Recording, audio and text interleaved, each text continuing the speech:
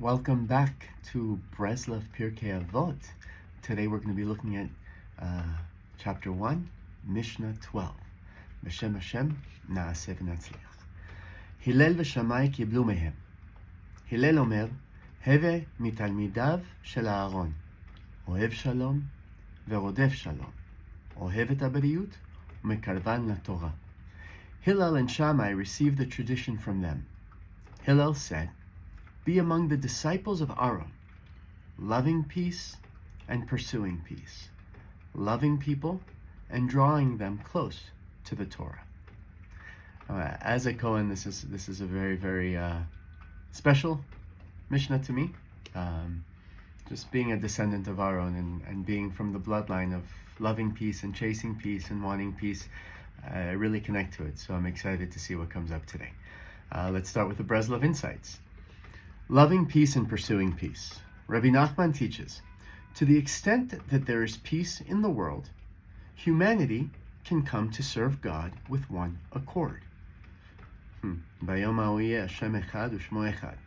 People can engage in dialogue, considering together the purpose for which the world was created and seeing through its illusions. They can discuss the truth with one another, that ultimately nothing will remain but the preparations they make for the world to come. For at the time of a man's passing from this world, nothing accompanies him, not silver or gold or precious gems or pearls, just Torah and good deeds alone. By realizing this, each one will cast away his false gods of silver and turn to the Creator, his Torah and divine service, and thereby come to truth. So, taking a pause here, it's the beginning that I want to focus on, where he says, to the extent that there is peace in the world, humanity can come to serve God with one accord. Meaning, when I'm not in conflict, be it with myself, or be it with you, or be it with my neighbor, then we can actually speak about truth. And when there's truth, there's peace.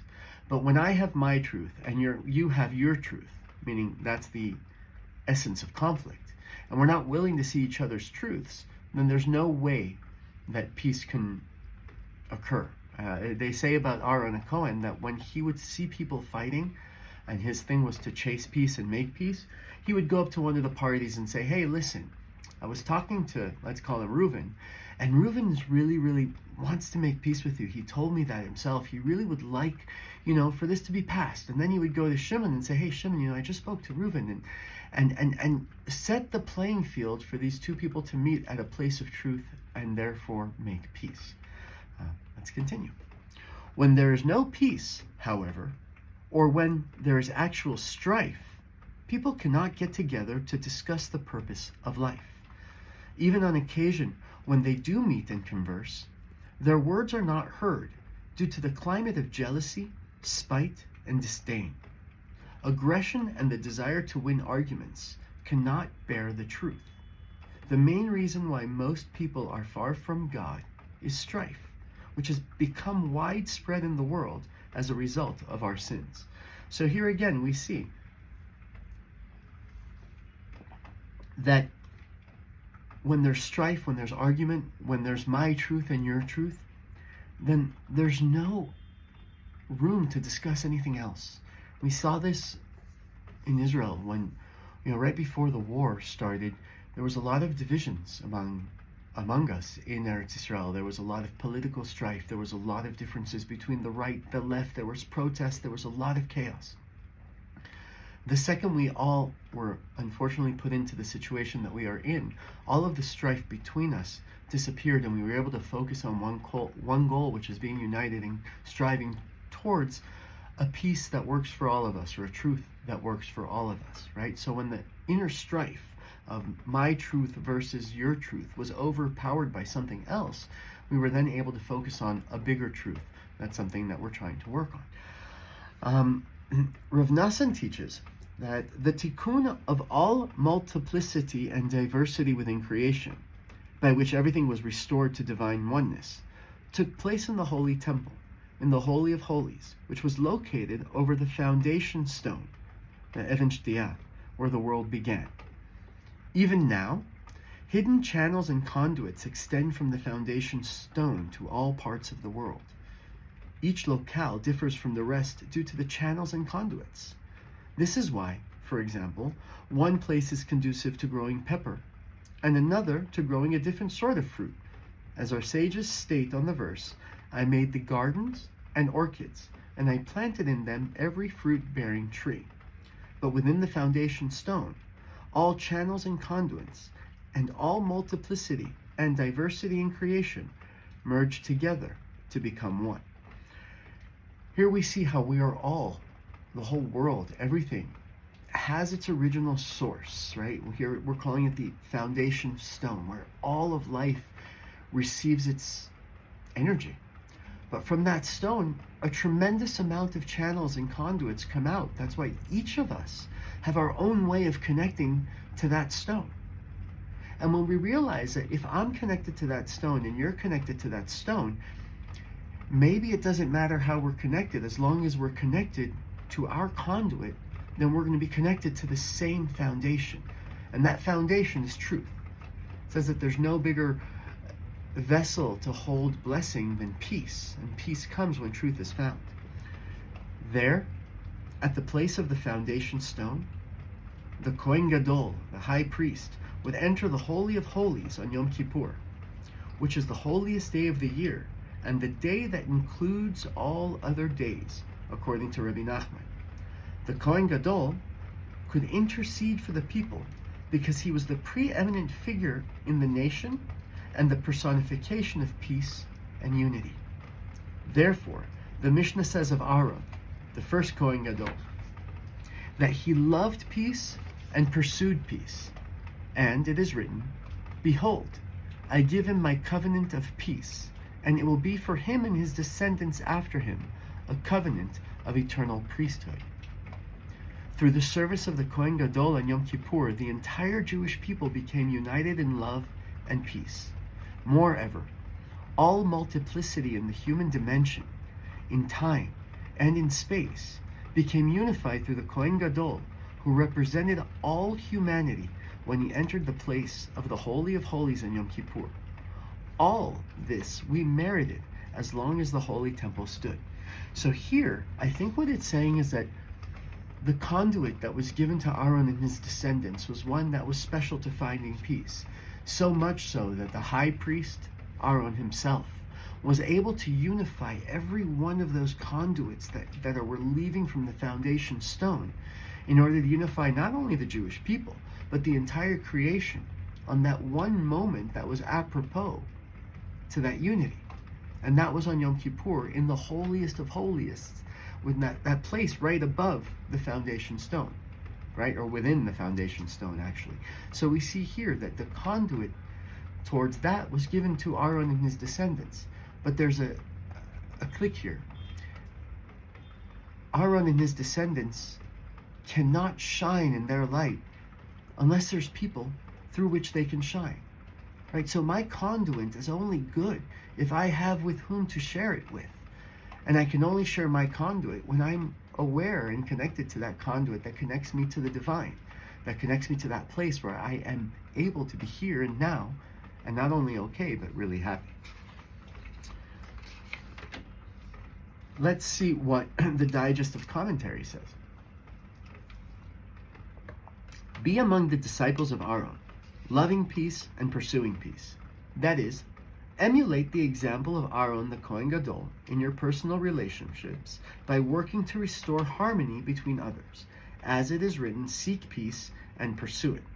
Seek peace when it is near at hand, and pursue it when it is further afield. When Aaron would see two people quarreling, he would sit beside one of them and say, your friend is broken-hearted and ashamed because he has wronged you. He would not give up until he had removed all ill feelings from the angry man's heart. Then he would go and speak to the other fellow in the same way until he had accomplished the same end. When the two met again, they would embrace one another. That was what I tried to say earlier, much more eloquent here. But there's this thing about seeking peace.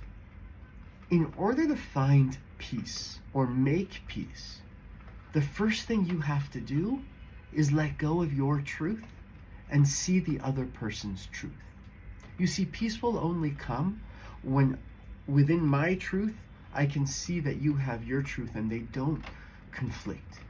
But if I try to make peace by convincing you that my truth is true, I'm not making peace, I'm winning the war, right?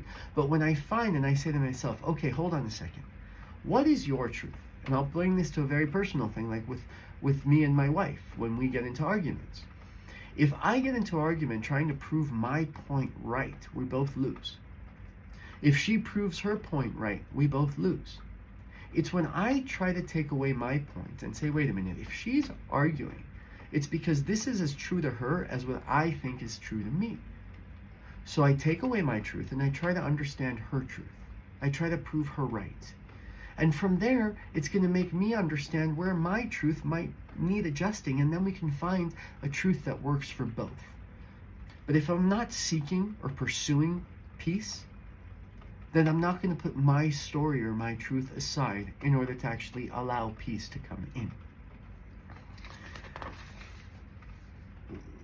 Let's move on. Be among the disciples of Aaron, loving peace and pursuing peace. Rav Nassan teaches, Moses was so reluctant to accept his mission at the burning bush that even after God had argued with him for 7 days to accept the mission of redeeming the Jewish people, he still did not wish to do so.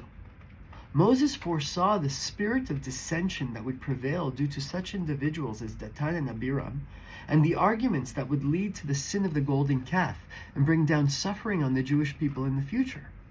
He also foresaw how long the final exile would last. On the 7th day, Moses still protested. I beg you, God, I am not a man of words. God responded, who gave man a mouth? It is not I, God? Now go, and I will be with you as you speak and instruct what to say. I'll repeat that. Now go, and I will be with you as you speak and instruct you what to say. Much better. In one final attempt to avoid his mission, Moses pleaded, I beg you, God, please send someone more appropriate. To this God answered, is not Aaron the Levite your brother? I know that he is a good speaker. Moreover, he will come out to greet you, and when he sees you, he will rejoice in his heart. Through this exchange, God revealed to Moses that although it was impossible at that time to create perfect peace among the Jewish people by bringing all conflicting viewpoints into accord, this being the precondition for redemption, nevertheless, through Aaron and those who would emulate him, the redemption would come. Whoa, so first of all, here's one point that it's kind of a really interesting point. God says to Moses, hey, you're the chosen one. And Moses is like, no. Yes, you are. No. A week, he was arguing with God. And then God showed him and basically said, don't worry. You're not alone in this mission. I see where you see that there's problems. And yes, peace and harmony is very difficult. And without that, there is no redemption. But don't worry. I'm sending you Aaron, your brother. And so much so that I'm not going to say anything to him. He's going to come out to greet you, and he's going to greet you with a smile, thus showing you that even though there's conflict in the future, peace can be achieved when you smile. But that's my addition. Continuing, God also hinted that in every generation, through those few tzaddikim and upright individuals who would attach themselves to their teacher, the true tzaddik, who embodies the spirit of Moses, the divine unity would become manifest within the diversity of creation. This itself would bring the complete redemption. Okay? Here I would like to touch on how Rabbi Nachman speaks a lot about the true tzaddik and attaching themselves to the true tzaddik. And the example he uses is Moses, the most humble man in the world. So a precondition to being a true tzaddik, a person that you can attach yourself to, is that humble person that's actually going to deny even God himself, of saying, I am not the right person for the job. When the person's looking to be that tzaddik, when the person's saying, I am that tzaddik, ask yourself if that's the person that embodies what Moshe Rabbeinu embodied. If he is, then he's a a conduit. If he's not, then take what you need, but it's not a conduit. Does that make any sense? Therefore, our sages instruct us, be among the disciples of Aaron, loving peace and pursuing peace. The first redemption, which was accomplished through Moses, came on account of Aaron, who joyously went forth to greet his brother and acknowledged his greatness and leadership. Similarly, the final redemption will come through Elijah, Aaron's descendant, who will bring peace to the world and herald the arrival of the Mashiach. Amen. Yay. Continuing with Rav Nassan. Moses and Aaron personify the entire Torah, both the written Torah and the oral Torah. Moses received the written Torah and transmitted it orally to his first disciple, his brother, Aaron. Only after the death of Aaron was Joshua privileged to receive the entire Torah from Moses. As the Talmud explicitly states, Aaron entered first, and Moses instructed him. Thus, the verse, "They shall teach your judgments to Jacob," alludes to Aaron and his sons, for Aaron spiritually empowered the entire Jewish people, collectively referred to as Israel or Jacob, to draw close to God when, without any trace of envy, he ran to greet his younger brother Moses following the incident of the burning bush. As our sages state, in the merit of this, Aaron merited to wear the Kohen Gadol's breastplate over his heart. Now let's get a reality check of the situation. Here we have Aaron, he's the firstborn, and his little brother, who was put in a river and was raised in the house of the Pharaoh, like he was in the riches and the wealth while he wasn't, suddenly comes back after 40 years of exile, and is like, is it 40 or 80 years of exiling? 40. And there's not one, "Hey, where have you been?" or "Hey, what are you doing here?" or, "My brother, I'm so happy to see you." And that's being present. Being present is saying, wait a minute, what's going on here and now? I don't really, fine, that happened a really long time ago, but right here, right now, what do I need? I need to be redeemed, and this person's coming to redeem, and even though he's my little brother who was annoying, and I'm going to greet him and see his greatness, because his greatness doesn't take away from my greatness. When I see the true light in you, and I praise you and give you all the credit in the world for the true light that you have, it takes nothing away from my light. You see, your greatness cannot affect mine. So why not praise you and give you so much love for your greatness? Because that's what you are, great. And that's what Aaron was able to do. And by doing that, he was able to show the rest of the world and the generations to come that the way to make peace is to see the beautiful greatness in everybody else. Wow. Aaron's altruistic behavior stands in stark contrast to those, in their jealousy, oppose the true tzaddikim. Therefore, our sages taught, be among the disciples of Aaron, loving peace and pursuing peace, loving people and drawing them close to the Torah. See the good in everyone. Draw them closer to the Torah, which is the truth. And the truth is seeing the good and knowing that it doesn't take away from anything else if you see somebody else is good. In closing, how to speak to others. Rav Nassan. Rav Nachman spoke to us with let me try that again. Excuse me. Rabbi Nachman spoke with us many times about the importance of trying to bring people close to God. He told us to speak with people in such a way as to inspire them. And he even wanted us to speak to people about everyday matters on the chance that the conversation might develop into something that would awaken them spiritually. If we could elicit the faintest response, a fleeting thought of repentance, or a temporary spiritual inspiration, it would still be worthwhile. How much more so if, in the course of time, through repeated conversation, we might succeed in inspiring them in truth, and thus bring them to serve God. He even wanted us to undertake journeys with the express purpose of talking to people. He told us, that there was nothing greater than bringing others back to God. Several times, he admonished us for being negligent in this, and once he called us dry wood because we were not bringing others close to God. Once, after Shabbat, a number of us, including some of his prominent followers, were standing around him and spoke for several hours, criticizing us for not doing enough. Here's a beautiful story to end on, or a beautiful point to end on. Bringing somebody closer to God doesn't necessarily mean bringing somebody closer to practice of religion.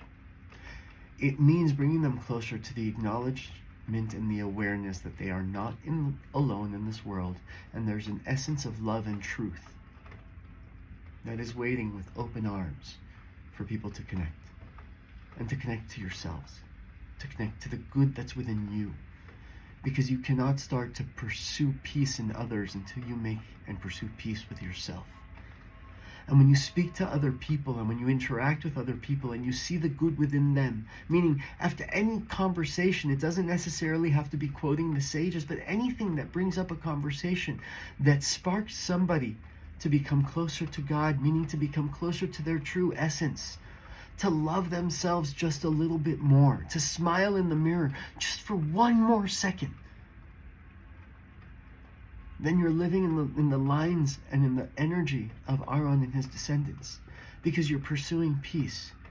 You see, if somebody for 1 second loves himself just a little bit more because you saw the good in him, the ripple effect of that can be life-changing. Don't minimize the good in people by not calling it out, because that is pursuing peace. When you make people see that there is good within them and allow them to see the good within you, then that increases the good within the world, and that increases the peace. It increases the truth. So instead of looking at where other people's truths aren't truth, why not start to look at where other people's truths are actually true? May we merit in seeing the days where Eliyahu Hanavi comes to announce the revelation of the ultimate truth, the ultimate peace, and the ultimate love. Baruch Adonai Leolam. Amen. Amen.